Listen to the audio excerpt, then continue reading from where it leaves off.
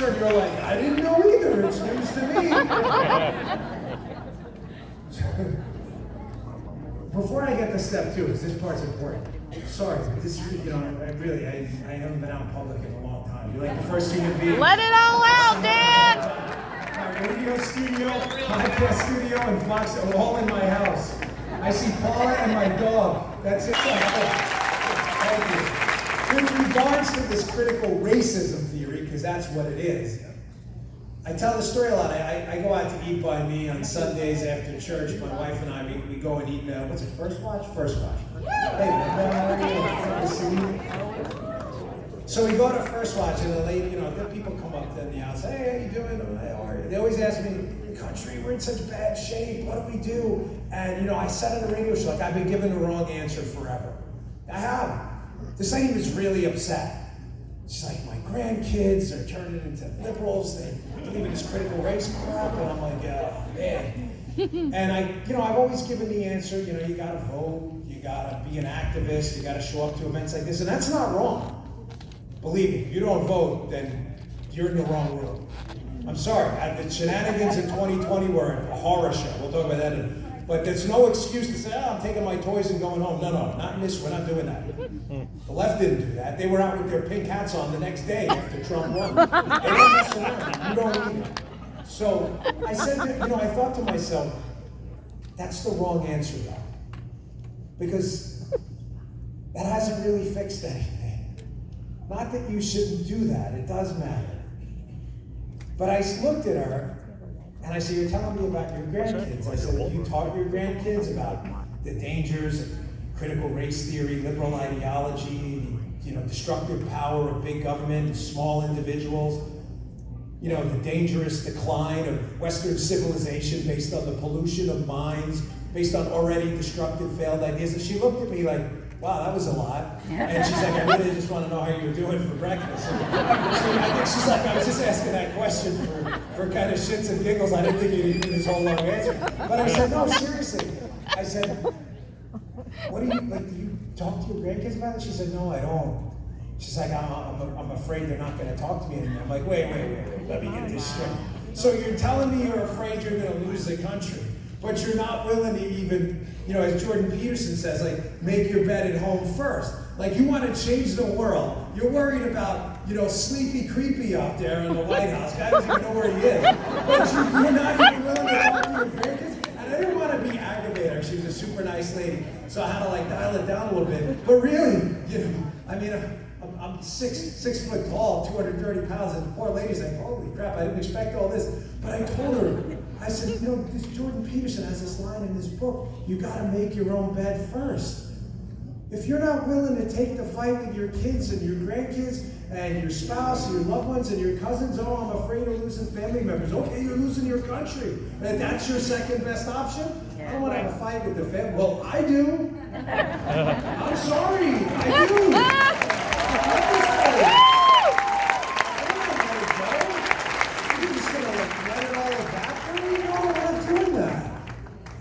So that's step one. You got to confront it at home. Don't ever forget that advice. That Jordan Peterson book. My wife loves it. Can I recognize my wife? By the way, Paula, stand up. She's really awesome. I totally married up. I don't know what she does with a guy like me. Seriously. I'm like, how to marry this guy? Oh, but it worked out okay. I love her to death. She's so great. What? No, she's Colombian. Yeah. She's Colombian. But this critical race theory is the first step, and it's got to stop now, and your job tonight is to make the bed at home first. Yes, vote, do all of that. It's wonderful, but it's not enough. Your neighbors, kids, everybody, whoever you're talking to, whatever opportunity you have, to go out there and advocate for the values of big R, God-given rights, liberty and freedom. It's your job, it's your mission to do it. Amen. Don't waste any more time. So let's go to step two, because step two is really, I know with this group it probably means a lot, because we've got a lot of former law enforcement and military in here. Yeah, you're darn right. And thank you all for your incredible service to the country. But if you're going to get the chaos in the streets through critical race theory, get everybody to hate one another, you can't let the chaos stop, right? Remember, we're trying to eat the country from the inside out. I've given you the unenviable task of doing that.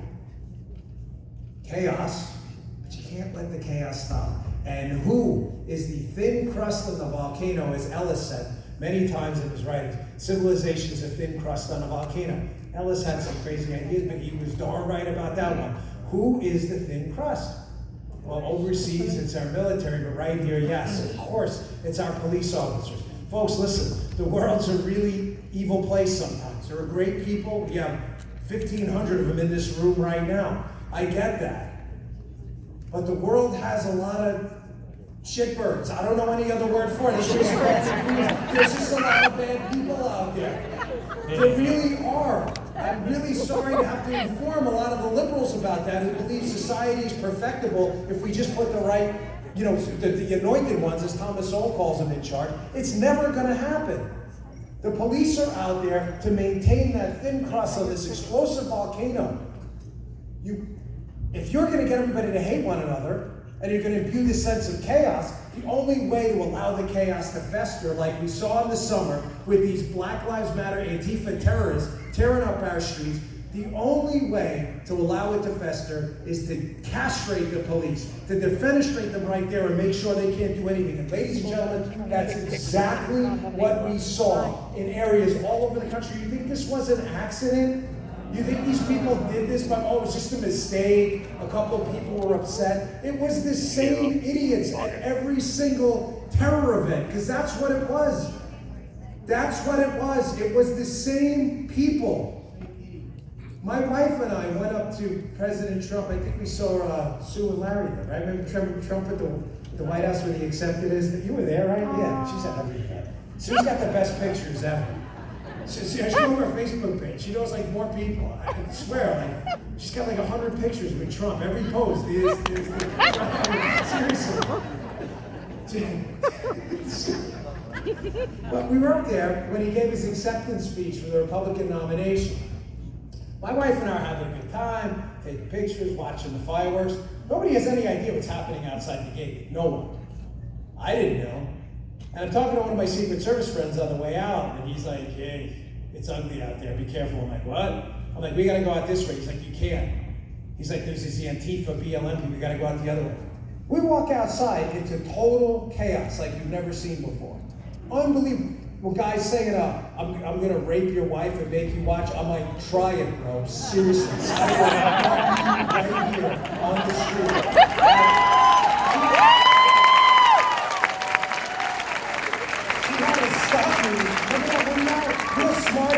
He started screaming at me, so I turned around and made him. That dude walked away so fast. They are the biggest chumps you have ever seen. Total cowards, wristbands of the highest order. They're terrified of the people in this room who are like, hey man, I'm just a patriot, I want to be left alone. Don't toy with me. They're cowards, they're chumps. I saw it, I looked them in the face, they're total losers. But the cops, the place was crazy. The Washington, D.C. police, I don't know what the police chief told them. It must have been, because nobody was doing anything. If it wasn't for Art Del Cueto, there was a great Border Patrol guy and like 10 of his guys, I don't know what would have happened. Paul and I would have been overwhelmed. Remember those two Asian women? The lady was crying on the corner. The lady was like, she was yay big. She didn't know what to do. Paul was like, please come with us. We'll get you back to the hotel. The hotel wasn't even close to her hotel. Like, she's like, please, just come with us now. That's how bad it was. These people are lunatics. They're crazy. They are. Yeah, well, they are. I mean, we saw. It's funny because they pretend like they have no money. The hotel we were staying in was pretty nice. We see in the lobby the next day. We're like, that was that dude from last night. The same guy. We're like, where did you get this? This loser doesn't have a job. He's playing video games for a living. I'm like, give me a break. Soros! We saw some of the same zeros. Soros. So, first, street chaos, critical race theory. Second, war on the police. What's step 3? Without step 3, you don't have anything. You have to dismantle the media infrastructure in the country. If you don't dismantle that, you have to. Because if the media in this country actually told the truth and told the American people what was really going on, believe me, even the Democrats, the same ones left, would say, wait, that's not happening, not on my watch, not tomorrow, not the week after, and next year doesn't look good either. There is no way they would allow this to happen if they just told the truth. Remember what happened during those BLM Antifa terror attacks? Because that's what they were. Dudes at MSNBC, Ali Velshi, was behind a burning building. He's like, outside of this burning building and 72 murders, it's mostly peaceful today. Don't worry.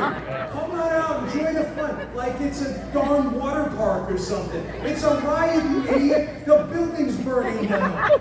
Nobody can tell the truth. The CNN guy? Yeah, outside of the dude who just had his head split open and the whole neighborhood burning down. It's 92.7% peaceful. You know, what's interesting about their numbers too, they were like, I think they said at one time like 98% of the rallies were peaceful. I'm like, yeah, that's interesting. Because, you know, 99% of the time I go outside, everybody's super nice to me. But when one guy comes and kicks you in the nuts, like, that really hurts. And that's the one you remember. If it was only 1 out of 100, it still hurts. Okay? I don't really care about the 99 of them. Sorry, it's like a comedy. I just say it's like, I don't get out much. You don't get out much. I get material.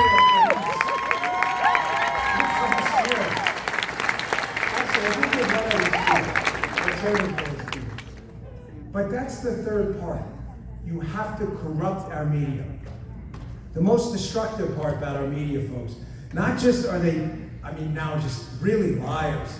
They just make stuff up. The list is endless, and it's not small stuff. It's not like, hey, Phil, look, your jacket's an off-color cream. He's like, no, it's not, it's white. No, the media makes up just big stuff, like Trump and Putin definitely colluded to win an election.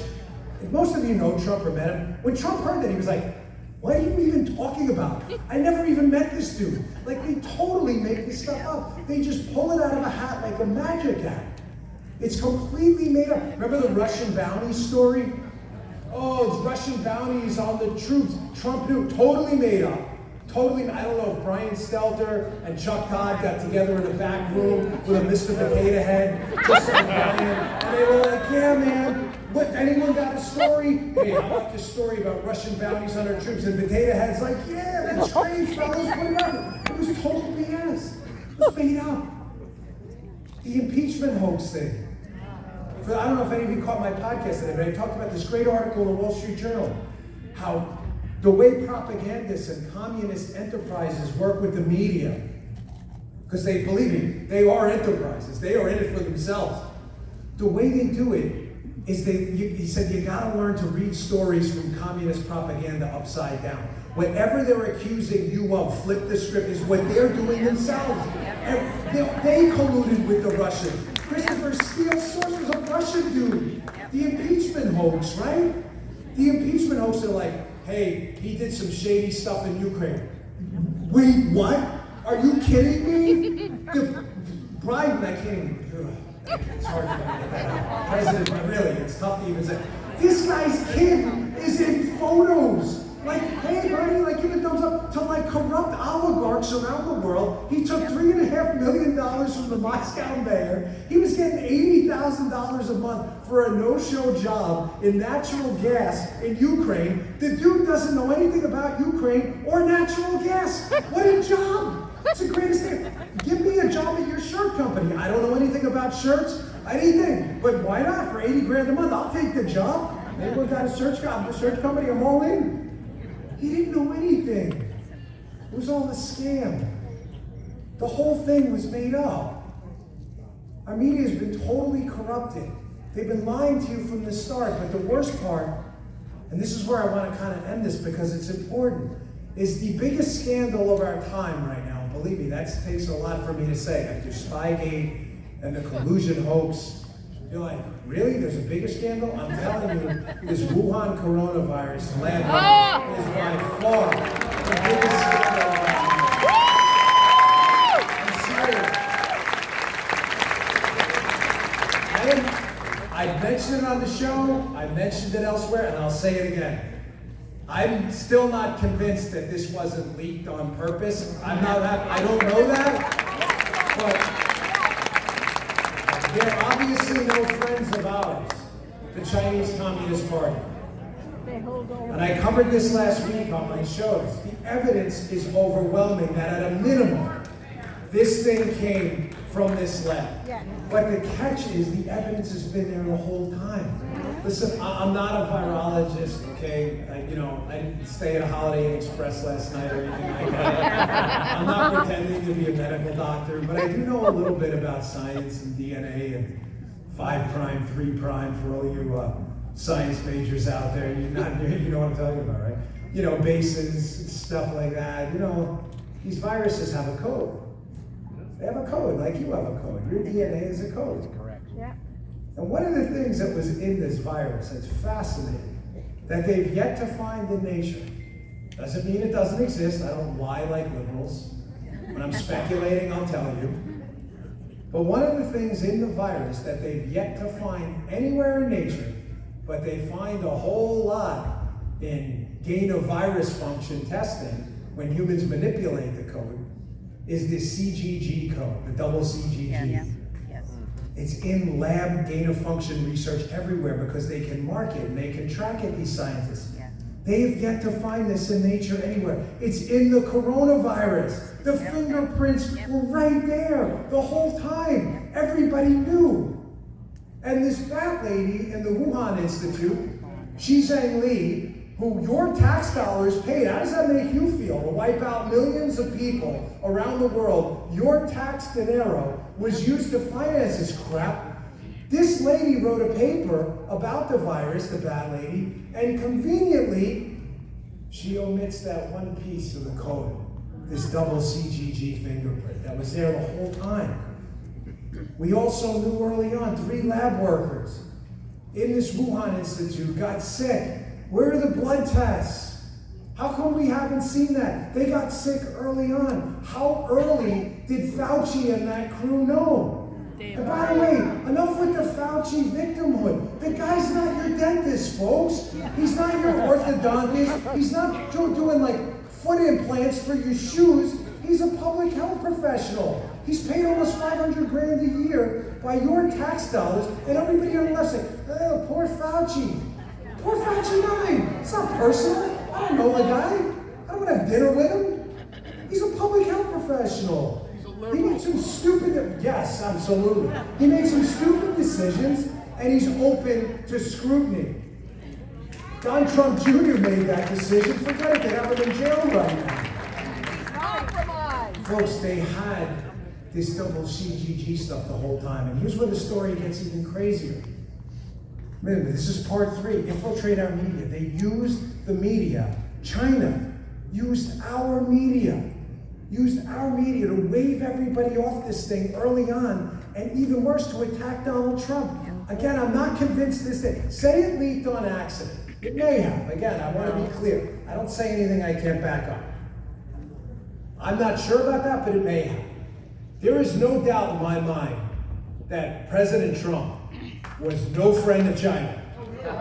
He was a friend to us. Because you can't have both. Not both. They're separate things. They're separate things. You either love our flag or you love theirs, because you can't love both. Absolutely. And I think the Chinese government, when they figured it out, hey, this is out of our control now, and it leaked. Say it was an accident. Say this was not natural. That I don't believe at all. I have no doubt they were like, well, we better ride the darn wave now. Get this guy out of office. Because we got better friends coming up next. I mean, Joe Biden's kid was doing business with the spy chief of China. Not my words. His. Put it in a search engine. Hunter Biden, spy chief of China. Read it yourself. Fully bought and paid for, U.S. government. What a deal. Bullshit. It really is. It pisses me off. I'm sorry about the language, folks. I'm really. It's not very Christian. Right? It's just coming out of the line. Forgive me. It is. It's seriously. Total bullshit. This guy is bought off by by every enemy of the United States. You could, nuclear-powered enemies have this cat, Hunter Biden, in their back pocket. And the media people are like they're just like, oh, I don't know. I don't have any evidence of it. There's a picture. Did you see the picture? Yeah, there's a few pictures on that laptop. Some are not safe for this room. I tell people all the time, I got a friend of a friend who's seen some stuff, let's say. And they're like, that's not a UFC match in those pictures. That's not a co-ed UFC match, folks. That's not what's going on there. Very scary. But here's where it gets even crazier, this story. So Fauci, April 17th of 2020, this thing's really heating up. So, he gives his press conference at the White House. And Trump's right next to him. Trump's off to his left shoulder. And at that press conference, he's asked by someone in the media who unbelievably decides to do media stuff and asks a serious question. Stunning, I know, but it happens once in a while by mistake. It's probably a mistake. Probably meant to say something else. And they say to Dr. Fauci, they say, hey, Doc, what's the deal with this lab leak stuff? Is this real or this thing natural? Fauci totally waves off the question. No, it's not a lab leak. The evidence is that it's natural, whatever, bat soup or pangolin oatmeal or whatever. But he says there's a paper coming out, and this paper, he goes, this is very important. He says, I can't remember the authors, but there's this paper coming out. And don't worry, it's all good. It's going to tell you that this thing was not a lab leak. The next day, one of the authors of the paper, this guy Peter Daszak, who's the guy who runs the EcoHealth Alliance, who's getting your tax money and giving it to the bat lady who omitted the double CGG, the next day Daszak sends Fauci an email on April 18th and says, hey, Tony, whatever, thanks for that last night, and the rest of it's redacted. And the redaction is under, B7-4A, which means an active law enforcement investigation. So, let's hope. Because if they were Republicans, they'd all be in jail right now, hanging from their feet and stuff. They'd be getting beaten on the soles of their feet or something, Iraq prison style, because that's the way it works. Like the justice system died a long time ago in the United States. But the paper he cites, he says at that press conference, he says, oh, I don't know the authors. You know what's really crazy about it? One of the authors on that paper is a woman by the name of Yana Mazen. And Yana Mazen ran this PREDICT program. It was a Department of Defense program. That program allocated up to $60 million to the Wuhan Institute. Wait, one more that's really going to kick you where it hurts. So if you were going to create a bioweapon, right, how would you do it? You'd want a vaccine first, right? Because you'd wipe out your army first. I mean, God forbid you wanted to wipe out everyone in the room with a bioweapon, right? You'd want to make sure you were vaccinated. So when people ask me, is this a bioweapon? I say to them, I'm not sure. I say to them, though, the evidence is pretty good that it could be. Because there was a woman by the name of Zhu Yuzhen, who put in an application for a vaccine before this was a pandemic. She worked with the People's Liberation Army of China. You know where she is now? Dead. She's dead. Hillary. You know what the reason? Unexplained circumstances. Hillary. Suicide. Right. Again. Right? Isn't it crazy? The Clinton circle's growing by the day. I'm not saying that. I'm just saying that. It's very weird. It's totally strange. She's dead. She puts in this patent for this vaccine, this application, before it's a pandemic. And now nobody can find her. She worked with the PLA, the People's Liberation Army of China. Folks, what do you think was going on? What do you think they were making? Mashed potatoes in there? And your tax dollars paid for this whole thing. Well, I want to take some questions, but I want to leave you with this, because I hope I made the case to you tonight that a corrupted media, a war on our police, and third, imbuing our kids and our citizens with a hate for one another, not based in anything real, superficial garbage and nonsense. If I were going to take out America from within, that's exactly how I would do it. weaponize the media, destroy the police, and weaponize the academic institutions. It's sad to watch this, and it's your job to stop it. That's right. But it's not for naught. I don't want to leave you in any way kind of depressed tonight, because I don't feel, I think you can tell, I'm a pretty happy guy. I'm a happy warrior. I always have been. Don't let the face for radio and the square jaw fool you. I really am. We've been through a lot. We've been through a lot. A revolution we were never supposed to win, ever. What were we like? I don't think there was official betting odds in the American Revolution. But if there were, not that I'm a betting guy, there were probably like 37,000 to 1 or something like that. The world's most powerful empire, the British. We have this ragtag army. We barely had shoes. They were eating shoe leather in Valley Forge, and we won. And right? Amazing. Tell me that God's not looking out for the United States.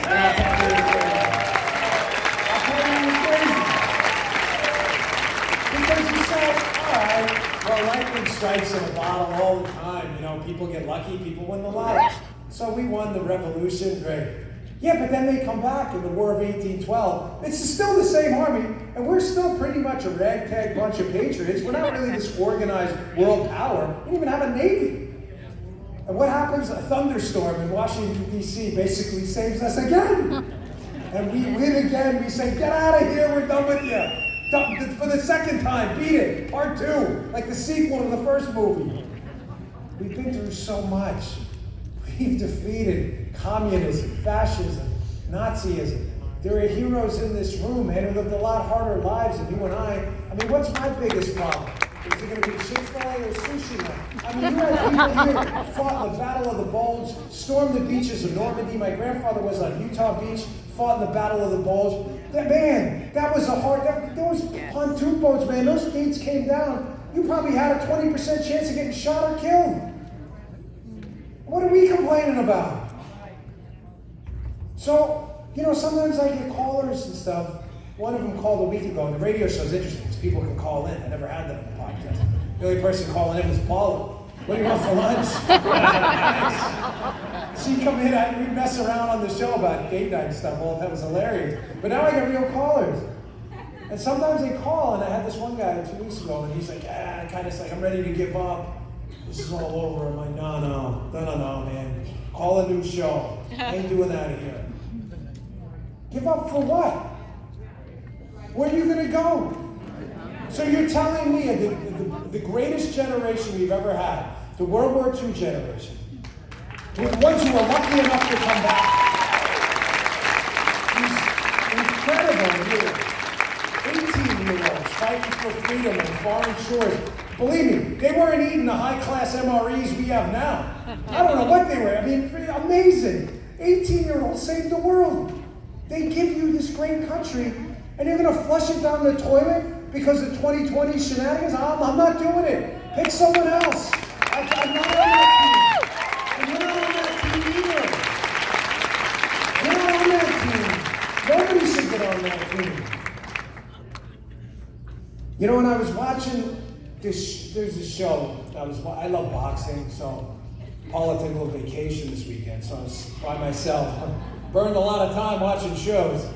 So I love boxing, and they had this show on, Four Kings, about Tommy Hearns, The Ranch, Sugar Ray Leonard, Marvin Hagler. Great show. Unfortunately, it was on Showtime, and a bunch of liberal lunatics wrote it. You could tell by the pot shots they take at Ronald Reagan. It's in everything now. But Teddy Atlas, who's a great boxing trainer, says something really great, really fantastic in the show. I was a fighter, I was a boxer, an MMA guy. A lot of you are probably fighters yourselves. Not a pro or anything, I don't want to exaggerate myself, I'm not like George St. Pierre. But I've taken a few lumps, it's why my nose is so ugly and my hands are all busted up. But Teddy Atlas said something fascinating. He said, you know, truth comes to people a lot of ways, typically comes slowly. But he said, truth comes to you quickly in the ring. And I thought, you know, one, Teddy's right. I mean, if you've ever been smothered in side control by a 300-pound monster trying to choke you out with your gi in a Brazilian Jiu-Jitsu class as you can't breathe, truth comes to you real fast. You learn a lot of stuff about yourself. You do. Seriously. You learn a lot about yourself. Everybody has a breaking point. I know everybody, you think like, no, not me. No, believe me. Everybody has a breaking point. The real heroes, though, their breaking points are so much higher than everyone else. And I bring up that line about how truth comes quickly to you in the ring, because I thought to myself, that applies to politics too. Truth comes to people slowly in politics. But when we take a beating like this disaster in 2020, which was a total train wreck, a total mess everywhere, and we're supposed to all just sit back and be like, oh, it was good. You know what? Truth came to us right quick. Right quick. Everybody was like, yeah, you know, maybe I didn't need to vote in a few elections after 20. Like, no, now I need to vote now. There were people who never ran for office before in their lives who were like, you know what? Not only am I running for office, I'm going to the damn school board meeting and I'm picking this damn race right now.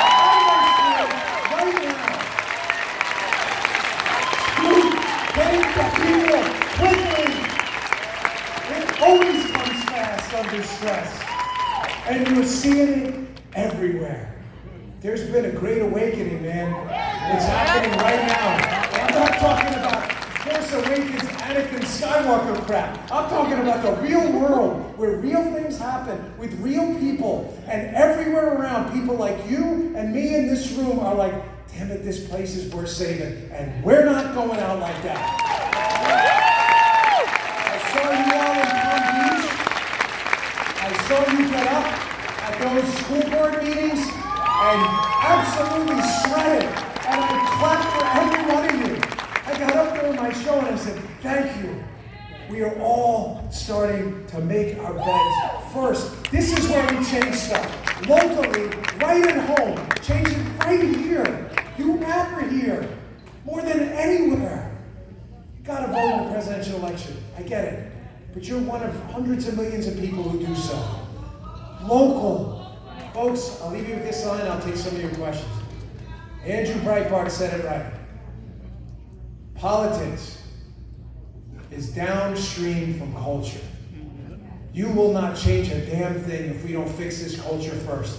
Get this critical race theory out of our schools, get our police